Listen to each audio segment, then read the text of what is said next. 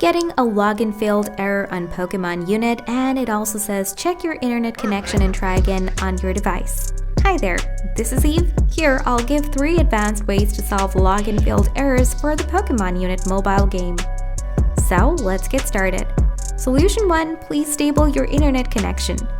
Open setting, scroll down, tap the additional setting, scroll down, tap the developer options, scroll down, enable Wi-Fi scan throttling, also active the always mobile data option. Solution 2, remove software bugs. Now tap and hold Pokemon Unit gaming apps. Tap app info, enable the auto start option, also enable app permission. Now allow all the necessary permission for your Pokemon Unit app. Go back here, choose other permission. Like before, please allow the list of options that you have here. Go back and tap restricted data usage. Enable Wi-Fi mobile data from here.